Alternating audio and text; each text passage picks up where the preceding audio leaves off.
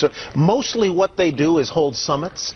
I think that right now the question is, do we all work for central bankers? That's what I want to address to our guest tonight.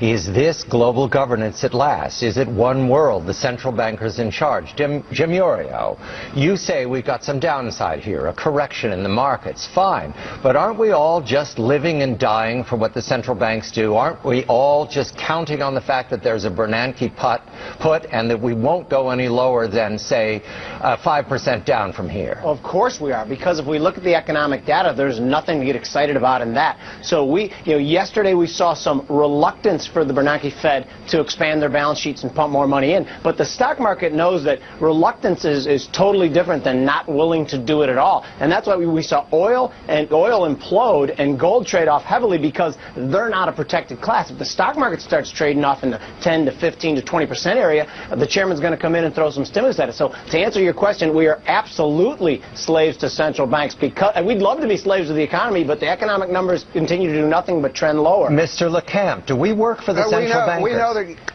Mr. LeCamp, we do. This is free. We do. Look, markets are driven by policy now. They're not driven by market forces. They're driven by fiscal cliffs. They're driven by central bank proclamations. They're driven by false rumors coming out of the ECB. Fiat currency that's continually watered down. They continue to water our currency down so the markets go up and we feel good about it. Yeah, and listen to what the Fed did this weekend. I think they really screwed up here.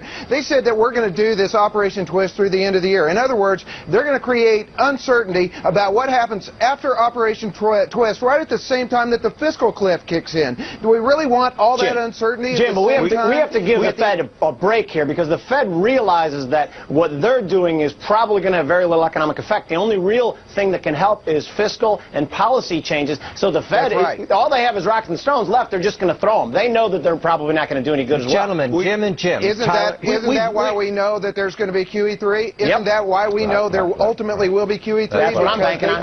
I love what you said there, Jim LeCamp, about the idea that ultimately there will be.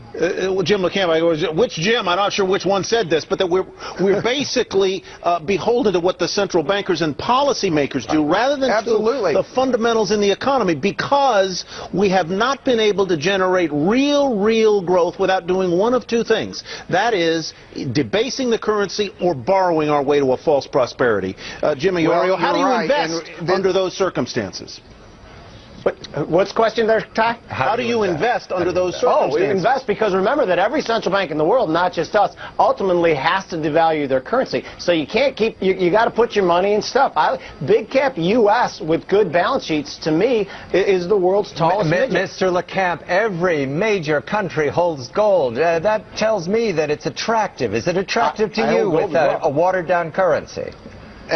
I think it's very attractive, both as a currency and a store of value. I agree with Jim. Ultimately, you're going to want resources, but volatility is going to stay with us. So I think investors need to get used to trimming what they don't like and having their portfolio on rallies and nibbling at what they do like on sell-offs, because these aren't going away. The only good news here is that free markets will fight back. When we see bond riots in Spain and bond riots in Italy, those are free market forces fighting back, and ultimately they'll win because investors ultimately will walk away. I think I heard him say he likes gold. He did say that. Yes. I do. Jim, the two Jims, thank you very much. And John, interesting, I was at a conference this week, and one of the most persuasive investors I talked to there said that he felt that what you have to do right now is buy things that are scarce. He said gold was scarce. Aggregates are scarce.